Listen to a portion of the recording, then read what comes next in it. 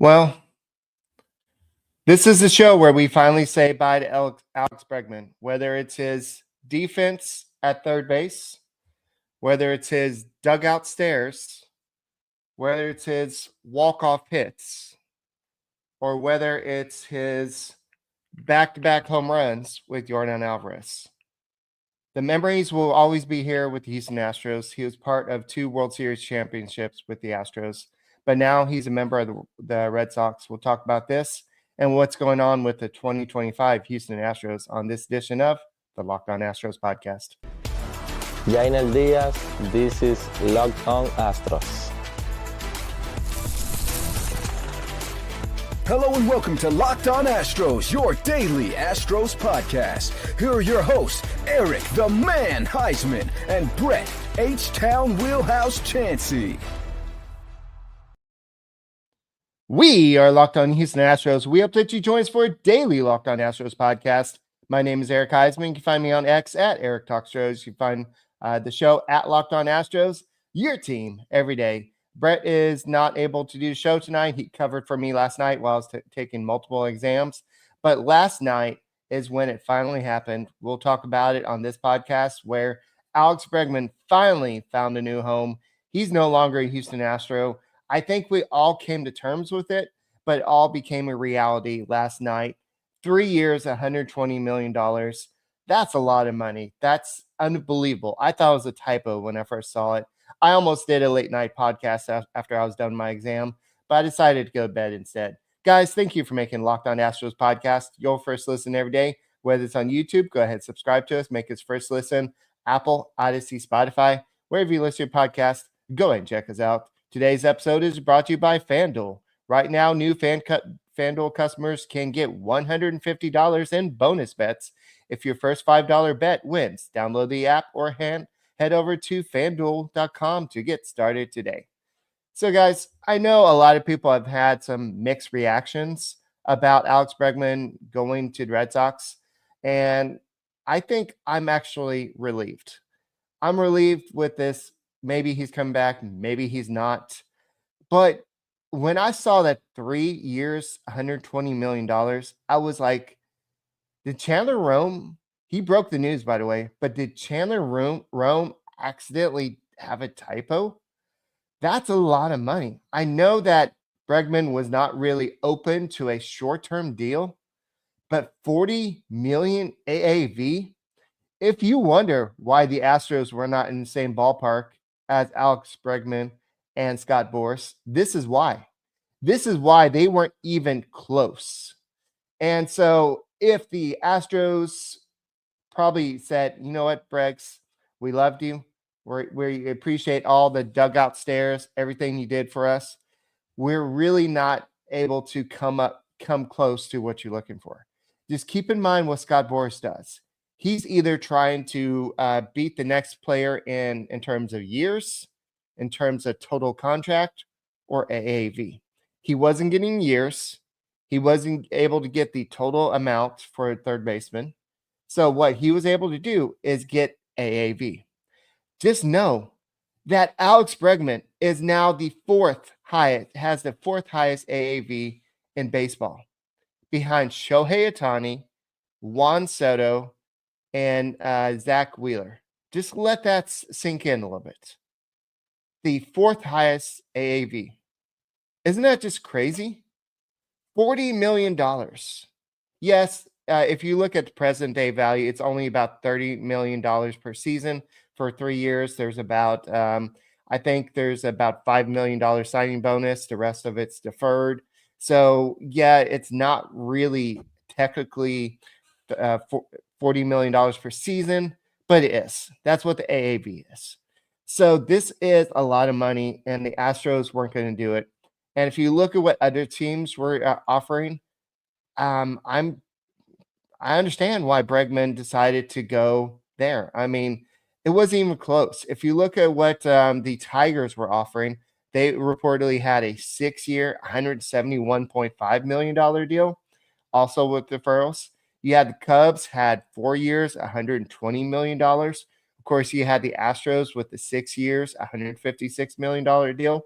So you're looking at, don't have the math in my head, but I think it was a $27 million, $28 million, $28.5 million, $30 million AAV, and $40 million AAV.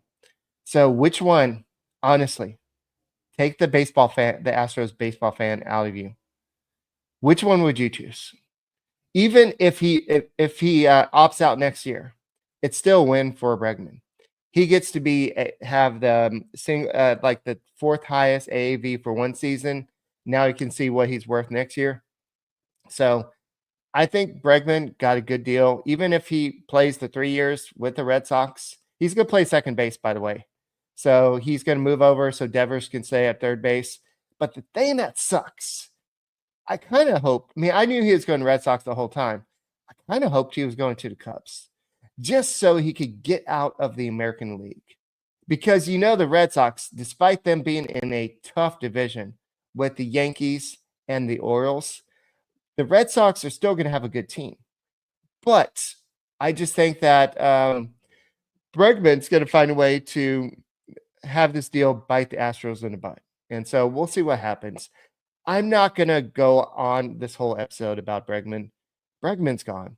And I love Dana Brown's answer today. He said, well, it's not official, so I can't really talk about it. And then Joe Espada basically said the same thing. Well, I'm happy for him, but I can't address it. And the media kept on saying, well, what do you think? What do you think? What do you think? And they're like, can we talk about the players on our team? And I agree.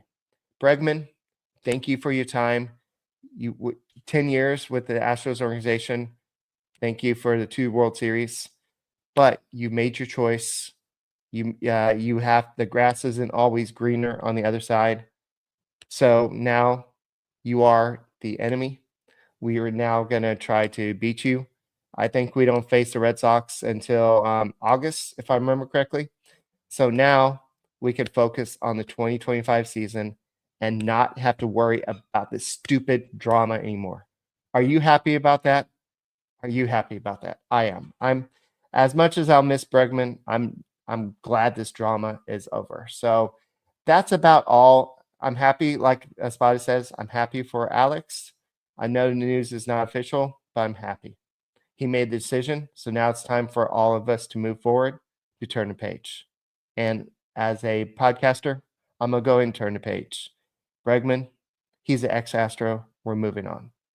So I know that if you're looking at the fact that all the pitchers and catchers reported today, it was good to see Christian Javier out there. It was good to see Hunter Brown out there. It was good to see a lot of the former not the former, but the Astros that we know. You got to also see some of the new Astros. So it's good to see Chas McCormick go out there, even though he was celebrating the Eagles winning the Super Bowl. I don't know if I like the Eagles winning, but I definitely didn't want the Chiefs to win. But of course, McCormick is a big Eagles fan because he's from the Philadelphia area. But it was good to see baseball back. It was good to see the pitchers and catchers reporting. It's good to see the people warming up. Josh Hader cut his hair. I don't know if that matters, but people on social media think it's a big deal. But it's good to see pitchers and catchers report. That means the rodeo's around the corner. When the rodeo's done, that means it's almost baseball season. Are you excited? I'm excited for a start of a new season. And so I just think it's time to turn the page from he who would not be named anymore. It's over. Let's move on. So Dana Brown was asked about, of course, I think Brett talked about on yesterday's podcast, is there any more additions? Sure.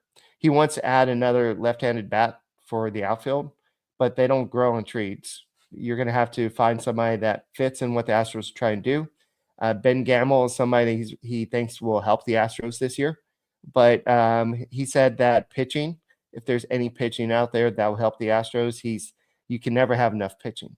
And that's been my concern this whole time. You're trading, you're not really getting the pitching. Like last year, how many pitchers did we need last year? And you're counting on a whole bunch of people that are injured. You're counting on, well, maybe Luis Garcia will be ready. Maybe Lance McCullers will be ready. We don't know. You can't count on the maybes as a World Series roster. So, guys, we're going to go ahead and talk about this and more on the Locked On Astros podcast. Go and make this your first listen. Apple, Odyssey, Spotify, wherever you listen to your podcast, go and check us out. Hey guys, the World Series is right around the corner. Not really, but the Super Bowl's over. Spring training has started. So let's talk about FanDuel. FanDuel is all about NBA right now. It's just getting started, and there's no better place to get in on it with FanDuel. It's America's #1 sports book. With FanDuel, you can place live bets through the game. So it's even if you miss opening tip-off or want to bet on the fourth quarter comeback, you can stay in the action. Whether you're looking for a bigger payout, you can combine your bets into the same game parlay. So whether it's like the other day when Segun had to leave the Rockets game early, and you're like, oh no, I probably shouldn't have made that bet earlier. Maybe you can make the bet later in the game. So you don't know what injuries happen. So luckily, Segun came back yesterday. But the app is just so easy to use. You see all the different breakdowns, all the different plus and minuses, and it's just so easy to use. So right now, new FanDuel customers can get $150 in bonus bets if your first $5 bet wins. Just visit FanDuel.com to join today. That's FanDuel.com for your shot at $150 in bonus bets. Make every moment more with FanDuel, the official sporting betting partner of the NBA and Major League Baseball.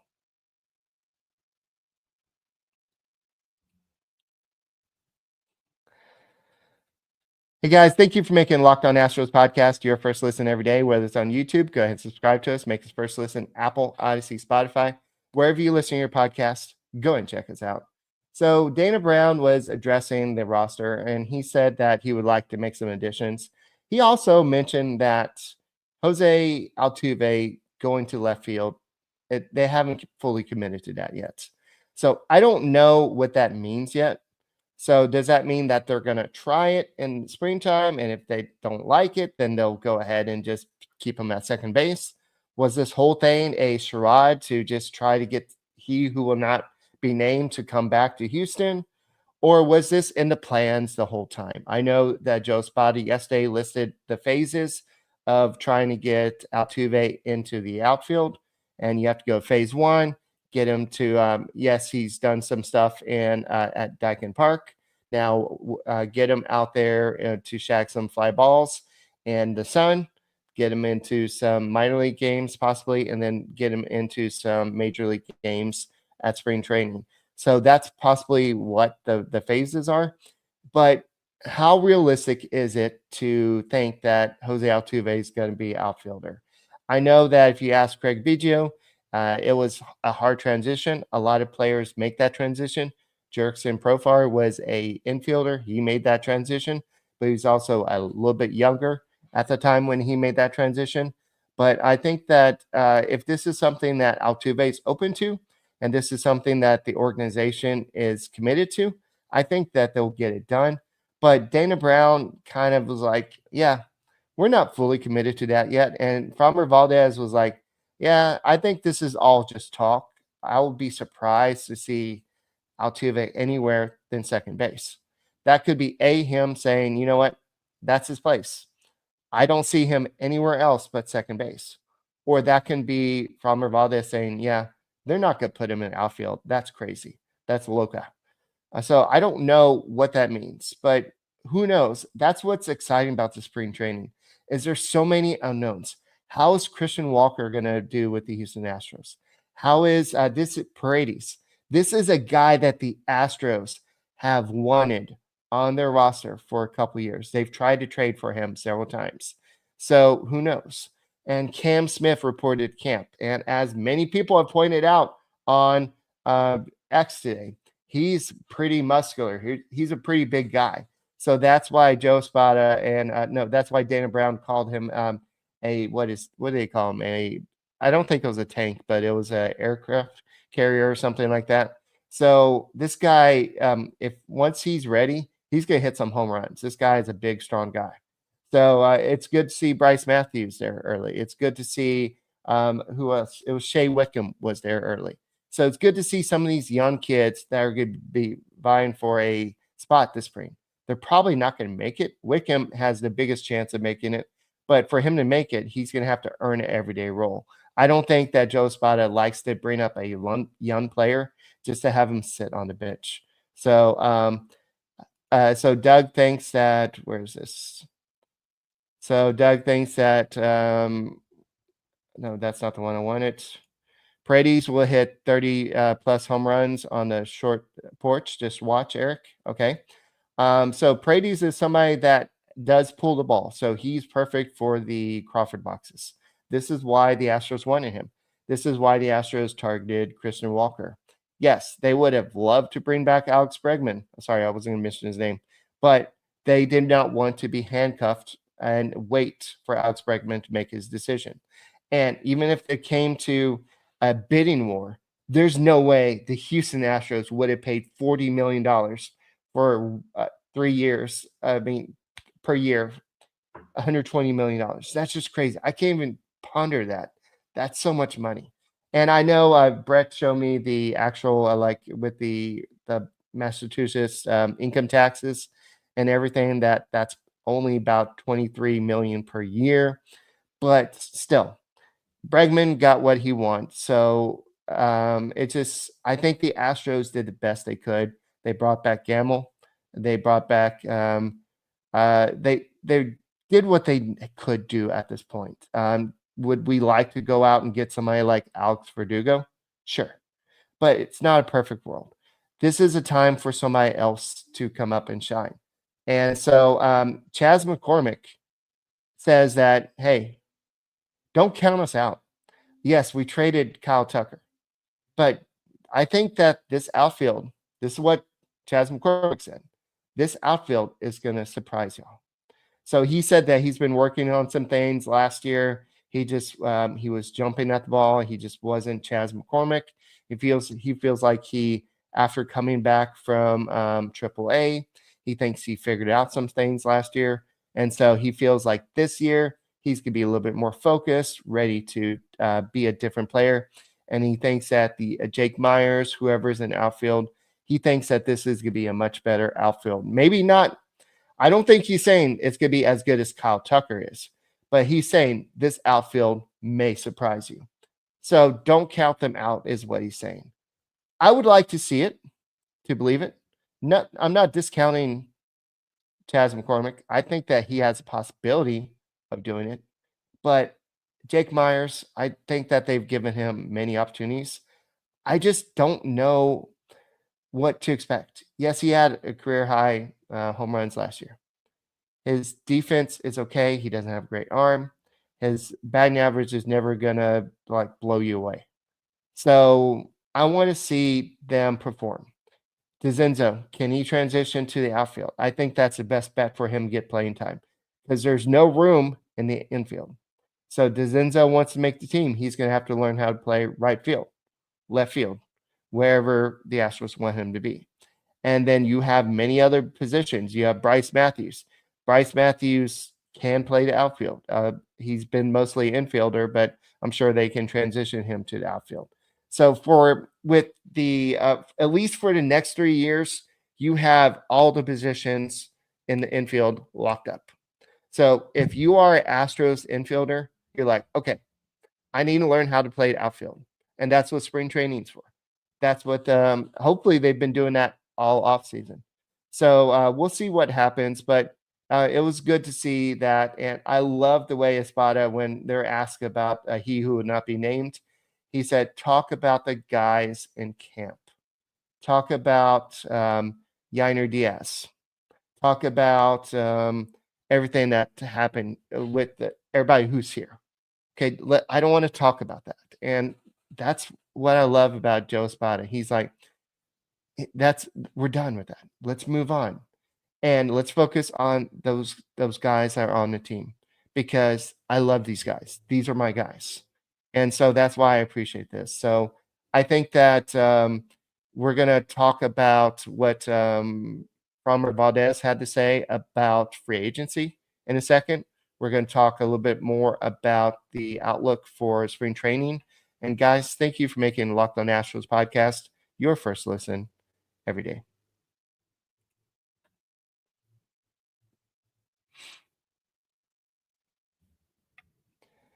Hey guys, thank you for making Locked On Astros podcast your first listen every day. Whether it's on YouTube, go ahead and subscribe to us. Make us first listen Apple, Odyssey, Spotify, wherever you listen to your podcasts. Go and check us out.